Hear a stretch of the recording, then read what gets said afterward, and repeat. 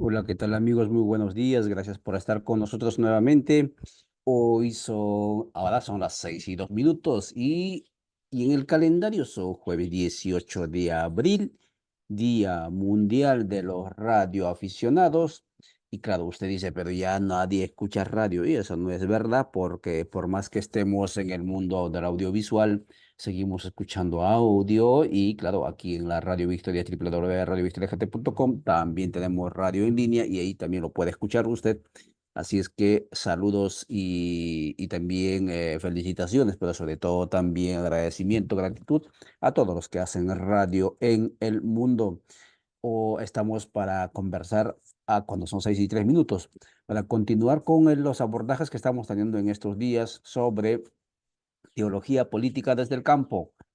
Ayer yo estuve con un sacerdote aquí cercano, sacerdote católico, y me decía, mira, pero ustedes están entrando en un territorio que nos corresponde. Por supuesto que sí, estamos entrando en un territorio que no nos corresponde porque yo vengo de la del área social, aunque también tengo formación, digamos, teológica, pero la dimensión de la mística, de la espiritualidad, es un común denominador de todo ser humano y especialmente cuando las personas estamos en sueños de cambios, de transformaciones. Si no le apostamos a esa dimensión, muy difícilmente vamos a avanzar en en los proyectos, en las proyecciones que nos proponemos. Y en ese sentido es que abordamos esta temática. Y además, porque lunes y martes tenemos un evento presencial sobre teología política y movimientos sociopolíticos, y por eso también abordamos esta temática. Y hoy es un día especial porque estamos con Julián Cruz Alta, uno de los referentes en la cuestión de las teologías de liberación desde México para el continente, con quien vamos a conversar sobre los orígenes, sobre el devenir histórico, pero también sobre las proyecciones contextuales de eso que se llama teologías de liberación. Y claro, no solo ha habido teologías escapistas o teologías ahistóricas en las iglesias, ha habido también en su momento teologías muy encarnadas, muy inmersas en las realidades históricas con sueños de transformación, solo que los que vienen después de los 90, después de los 80, quizás no lo conocieron. Julián, muy buenos días, salud a la audiencia, ya te estamos viendo.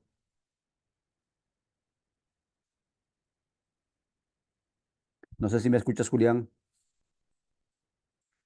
Estás con el audio apagado. Ah, ya sí, sí escucho. Ahora sí, adelante por favor, saluda a la audiencia. ¿Cómo estás? Gracias por estar en Radio Victoria, www.radiovictoriagt.com. Buenos días, gusto por la invitación. Es un placer escucharnos y mirarnos esta mañana. Bien, nos están escuchando a través de Radio Digital de Honduras, nos están escuchando a través de Radio Victoria, La Voz de los Pueblos, que se transmite desde Guatemala, y también a Minca Comunicaciones. Estamos en el Perú a través de Rondas Campesinas y Unidad Popular, y así en diferentes partes. También saludamos a todos nuestros seguidores por Vía La Soberana, etcétera, etcétera. Em, Julián, si nos preguntamos por qué y cómo nacen las teologías de la liberación, ¿cuál sería la reflexión que podrías hacernos de manera resumida? Pues miren, esto tiene origen desde los años 30 en Europa. En Europa se empieza a gestar todo el movimiento del asunto político, la política entendida como el bien común, porque a veces en América Latina cuando uno habla de política se entiende como de partidos políticos. No, una política amplia tiene que ver con el bien común, con lo social. Entonces, en los años 30, por ejemplo, los dominicos de Francia publican en París una revista que se llama La Iglesia de los Pobres. Ya en los años 36, el Papa Juan XXIII, un año antes del concilio, todavía no había la televisión fuerte, era la radio, da un radiomensaje al mundo donde dice que tiene la intención de convocar a un concilio y él dice que tiene que ser la iglesia de los pobres. Ese radiomensaje es importante del Papa Juan XXIII, donde habla de la iglesia de los pobres. Obviamente, cuando viene el Concilio Vaticano II, se les va a olvidar la convocatoria del Papa hacia la Iglesia de los pobres y más bien va a ser una iglesia de Europa, con los problemas europeos de secularización, todo lo que vive la Europa en los años 60. Muere Juan XXIII, intención que él tenía de la pobreza y la iglesia de los pobres se pierde Entonces los obispos latinoamericanos regresan a América Latina, donde tanto Asia, África, América Latina, pues no tiene mucho peso en el concilio, más bien responde a la realidad europea. Y entonces viene el CELAN, que es esta conferencia del episcopado latinoamericano, viene en la reunión en Medellín, en Colombia, en el 68, y allá dicen, ¿cómo aterrizamos lo que el concilio hizo para la Iglesia Mundial para América Latina? Y esto se da gracias a que ya se venía gestando desde los 60 todo un movimiento. Muchos sacerdotes y pastores estudiaron teología en esta Europa, que ya se mueve entre la teología política. Entonces, cuando regresan de sus estudios doctorales a América, la realidad los confronta con este bagaje intelectual que traen, ven su realidad y empiezan a reflexionar. Hay que decir que esta teología es joven, 60 años es poco para un desarrollo teológico, para una persona humana, pues no es poco hablar de 60 años, ya es más, ya es las 2/3 de su vida de una persona o la mitad. Si va a vivir muchos años, ya fácil sobrepasó el 50% de su vida, la verdad, 60 años.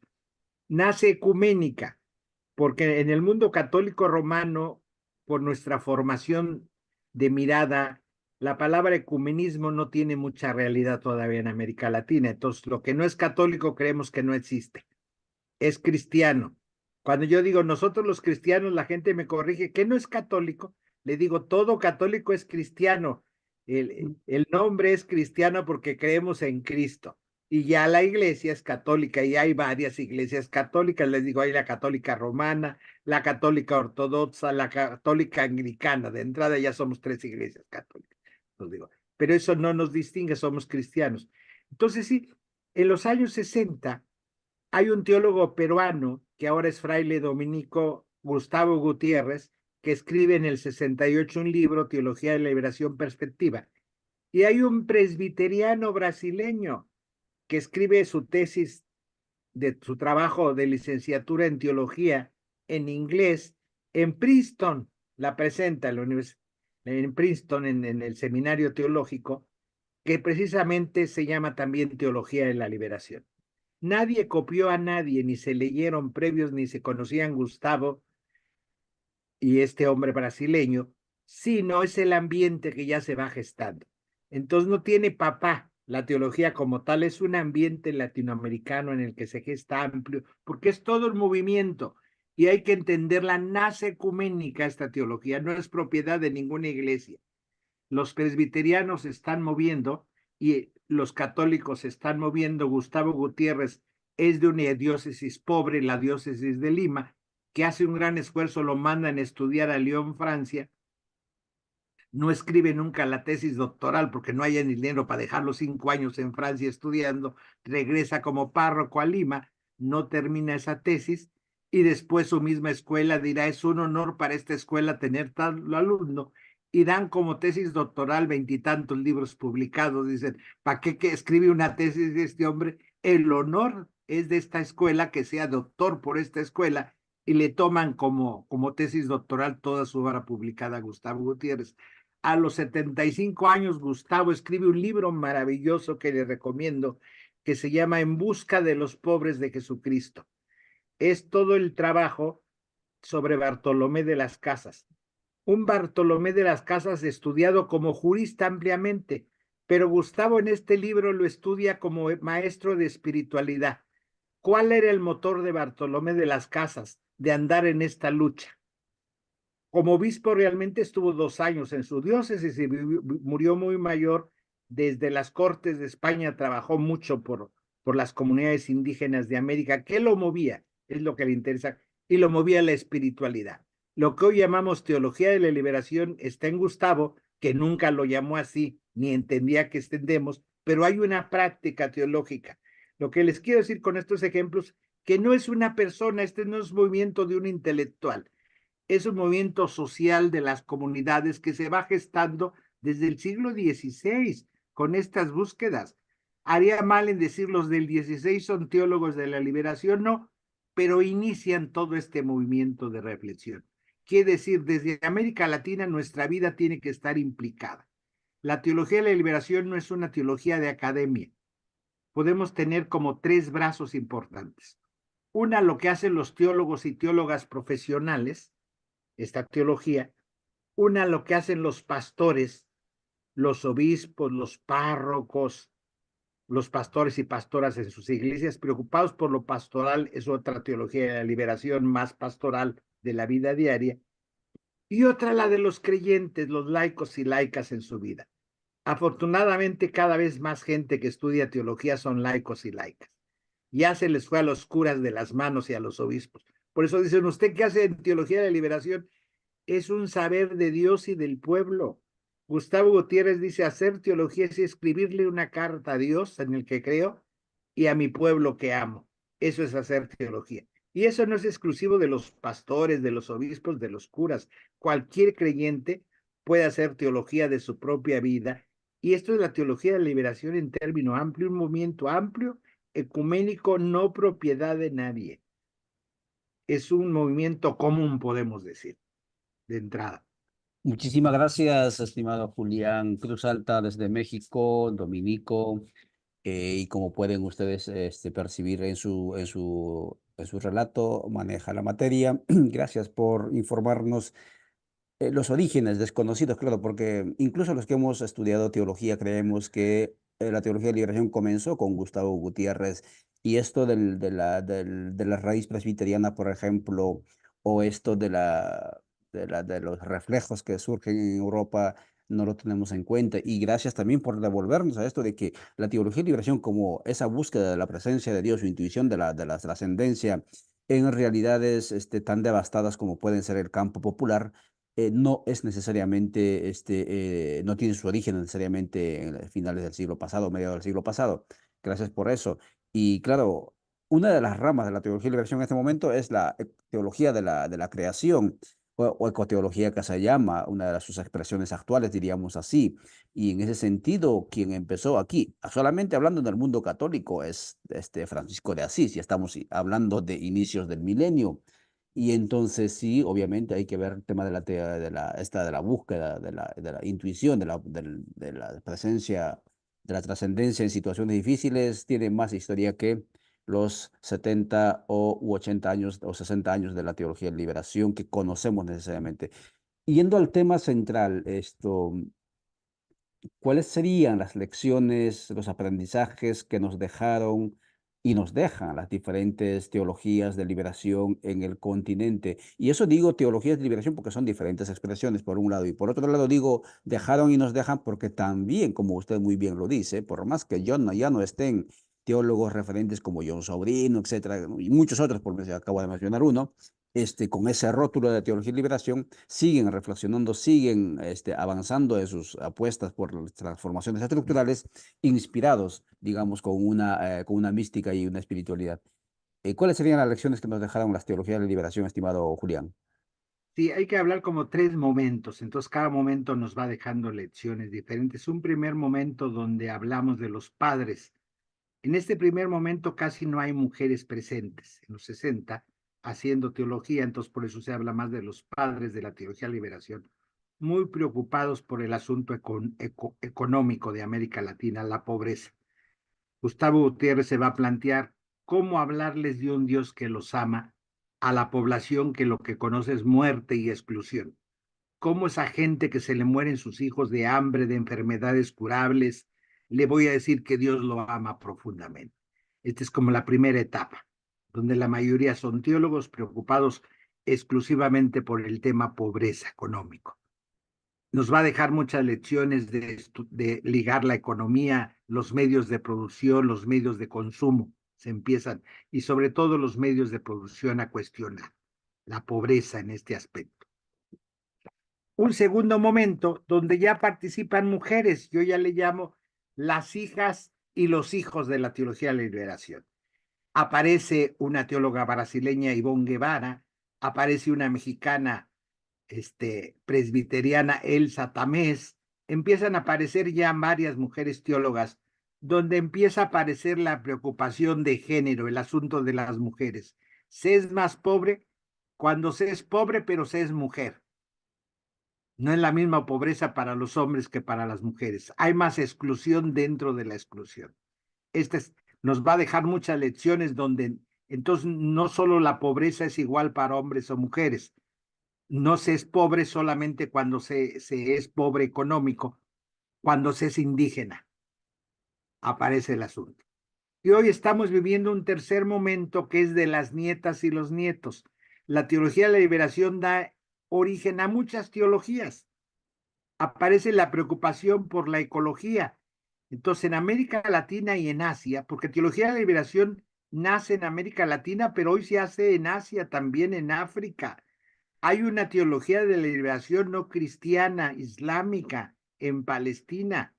Hace muchísimos años yo recuerdo que se hizo un congreso de teología de la liberación en Palestina islámica. Hay teología de la liberación judía.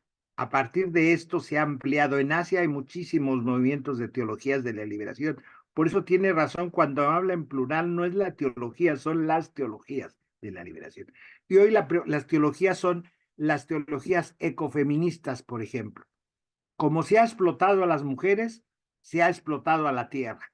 Y en Mesoamérica le llamamos la madre tierra y en el mundo de nuestros hermanos de Sudamérica, pues se llama la Pachamama en este asunto. Entonces, es decir, hay preocupación. Viene el mundo afro. Tenemos una tercera raíz fuerte en América. Todos los esclavos que fueron traídos y sus descendientes, lo afro-latinoamericano es muy fuerte. Y esto es importante. Es decir, porque viven, están presentes. Entonces hoy hay toda una teología negra de la liberación muy fuerte de recuperar la espiritualidad.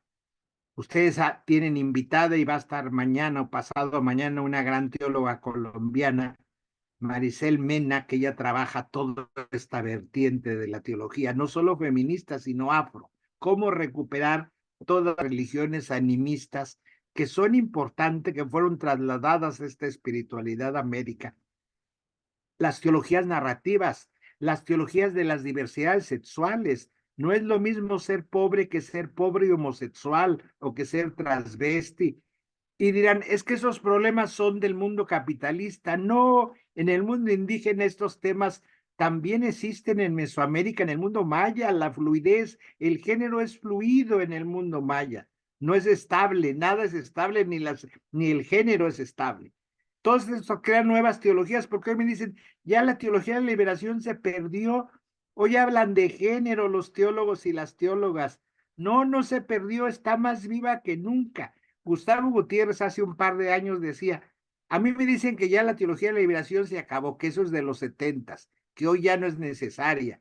Me dice, hoy hay más pobreza, dice Gustavo, más exclusión que en los 70s. Por lo tanto, ¿cómo le llamen? No me importa. Lo que no, si no le llaman teología de la liberación es la realidad y hoy está más viva con muchas teologías. La teología queer, que es la de las diversidades, es teología de la liberación.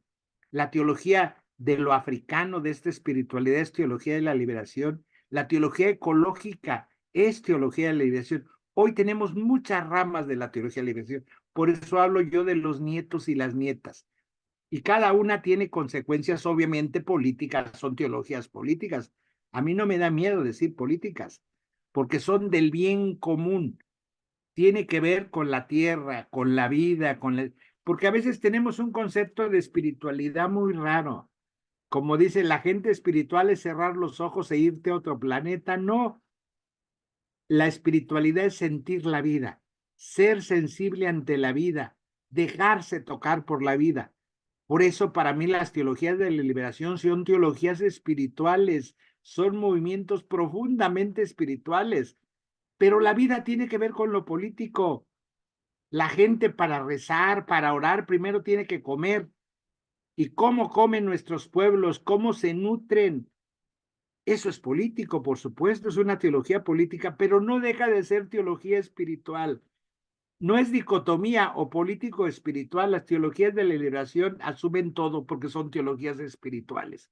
Desde ahí yo parto. Por lo tanto, tiene frutos espirituales, pero tienen que ver con la vida.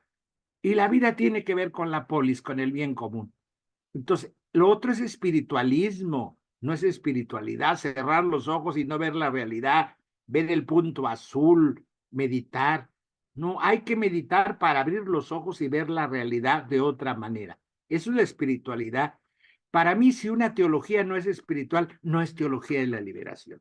Esto que decía Gustavo Gutiérrez en Bartolomé de las Casas, ¿qué es el motor que no se ve, lo mueve? Pues el mundo espiritual. Por eso nuestros pueblos que son profundamente espirituales, el pueblo maya, por ejemplo, son comunidades profundamente espirituales, ven la vida, son sensibles ante la vida y tienen que dar respuestas, y a veces las respuestas son lo que llamamos la política, la polis. Muchas gracias, amigas y amigos, por seguirnos. Gracias también al hermano Julián Cruz Alta desde México con estas reflexiones acrisoladas, tanto en las bibliotecas, como está ahí al fondo de su pantalla, pero también en las calles, en fuera de asfalto. Y él va a estar con nosotros este 22 y este 23 de abril en Santo Domingo, Xuchitepeques, Guatemala, en el encuentro comunal movimientos sociopolíticos y teologías de liberación, pero también va a estar en Guatemala ciudad, así que los que no pueden moverse hacia Mazatenango, a las colegas a todos los compañeros y amigos que nos siguen también desde Guatemala ciudad, acercarse el día sábado 20 en Guatemala ciudad, en la sede de lo que es del movimiento Codeca. Va a estar conversando a las 9 de la mañana, si mal no me equivoco, sobre esta temática. Y el domingo, a los que viven en la parte oriente del país, él va a estar visitando a los territorios de específicamente Jalapa, donde va a reflexionar con campesinas y campesinos xincas también en esa parte. Julián, es inevitable hacerte algunas preguntas, claro, por más que el tiempo nos siga ajustando 6 y 24 minutos. Em, ¿Qué limitaciones, según usted, tuvo, si acaso podemos hablar de limitaciones tanto internas como externas, en las teologías de la liberación, hablando específicamente dentro del ámbito, por ejemplo, católico eclesial? Pues limitaciones propias de toda teología del tiempo, de metodología. Siempre se ha acusado que han sido teologías marxistas, por ejemplo. No, lo que estas teologías han utilizado los métodos sociales, de las ciencias sociales, no el marxismo. El evangelio es el centro de estas teologías. Obviamente, las discusiones públicas. Cuando se ubica que estas teologías atraviesan por lo político, desde el mundo imperialista se les combate. Entonces son teologías, se les cataloga como casi terrorismo, altamente subversivas. Entonces, por ejemplo, en el mundo católico romano, pues viene una cruzada muy fuerte desde el papado de Juan Pablo II a combatir estas teologías. Entonces, muchas religiosas, sacerdotes, o incluso en otras iglesias, pastores y pastoras que empiezan a trabajar estas teologías, pues son perseguidos en su iglesia. Es una teología altamente perseguida por las instituciones religiosas. Esta fue una limitación. Se les expulsa a los grupos que hacen esta teología de sus parroquias, del mundo institucional. De tal manera que por eso decía yo, es una teología laica, crece en los hogares, la gente que tiene que hacer reflexión bíblica ya no se puede reunir en los templos, todo se reúne en las casas. Es una teología que se ha gestado mucho fuera de los templos porque hubo una persecución seria en los 80, los 90, decir que era uno de la teología de la liberación era que te quitaran tus clases de ser profesor de las universidades pontificias, etcétera. Vino una persecución. Muchas religiosas tuvieron procesos de expulsión de sus congregaciones y órdenes religiosas por hacer esta clase de la teología. Entonces, es una teología que ha vivido a salto de mata, como decimos en México, fuera de las instituciones. Esto fue una limitación, pero fue una bendición de Dios, porque no es una teología que se les controla por las instituciones religiosas.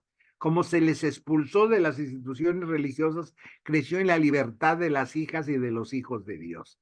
Es una teología muy libre, por lo tanto muy subversiva, pero nadie más subversivo que Jesús de Nazaret, por Dios. Cuando digo subversivo, la gente se asusta, pero Jesús de Nazaret subvirtió su realidad social. Es una teología que desde el espíritu no se puede sustraer a deconstruir el tejido social. El tema justicia es central para estas teologías. Y justicia es darle a cada quien lo que se merece. La tierra se merece ser respetada y amada. La tierra, la madre tierra tiene derechos. Los otros seres vivos, los animales, las plantas, por justicia merecen ser amados y respetados. Todos nuestros pueblos merecen ser amados y respetados. Hay que tomar con audacia el vivir.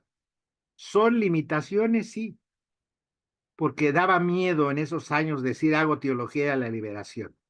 Hoy dice uno teología queer y no le entienden qué es eso, para primera. Entonces la gente no se asusta. Ya cuando entienden, buscan un diccionario o en el internet que es queer, dicen, no, pues ese padrecito, esa madrecita como que andan mal. ¿Cómo va a ser eso si es perverso? Entonces usted es un teólogo de la perversión. Quien inicia esto es una argentina que dice sí, porque Dios es pervertido, no sigue las normas de una sociedad clasista colonial. Hoy las teologías son descoloniales, esa palabra hay que tenerla, porque la colonia nos impuso muchos moldes. Hoy las nuevas teologías de la liberación son decoloniales y por lo tanto son subversivas y por lo tanto no han regresado ni van a regresar a las instituciones religiosas. Va a ser difícil que una parroquia promueva teologías de la liberación contemporáneas, si nos dirán, ya eso se perdieron en el camino esos hermanos porque pone en riesgo su poder de las jerarquías. Cuando la gente empieza a tomar en sus manos la palabra de Dios, se da cuenta que todo poder corrompe, aunque sea poder eclesiástico, aunque sea la iglesia o las iglesias. Son teologías muy libres. ¿Esto tiene limitaciones? Sí, porque no es lo mismo ser protegido por la institución que el obispado convoque a un curso de teología a que se convoque en una casa fuera de la institución. Son limitaciones, pero también son bendiciones. No es una teología controlable al servicio de un poder institucional. Está al servicio de la humanidad, que esto es lo importante. Muchas gracias, Julián Cruz Alta desde México, casi concluyendo 6:29. Esta avanzada sobre teologías políticas desde el campo, intentando hablar sobre el origen, sobre el devenir, pero también sobre sus nuevas expresiones y sus limitaciones, obviamente, en el proceso. Estimado Julián, para ir cerrando, usted, como ya indiqué, se viene a visitar a colectivos de la parte de lo que se llama Guatemala. ¿Cuál es el mensaje? ¿Cuál es la convocatoria, el llamado que hace específicamente también a raíz de esta actividad, de este evento concreto que del cual hablamos? Pues a que reflexionemos desde nuestras espiritualidades mayas, que tampoco es una. Tiene mucho que aportar. Lo que don Samuel Ruiz, que fue obispo de San Cristóbal de las Casas, decía, no hay teología india, hay sabiduría indígena, que es más amplio que la teología, los saberes. Hay que recuperar nuestros saberes mayas que no están peleados con el cristianismo. Hay que nutrir otra vez el cristianismo de nuestros saberes mayas, decirles a los hermanos y hermanas que nos vamos a encontrar, que yo voy a aprender muchísimo de ustedes también. Las teologías de la liberación no es que es el maestro el que enseña, todos somos maestros y alumnos. Ustedes, hombres y mujeres, son maestros en su espiritualidad maya. Para mí esto me nutre siempre, estos encuentros. Entonces es nuestro encuentro de saberes y nutrirnos, que les invito a que nos encontremos en esta actitud de aprendizaje y de construcción.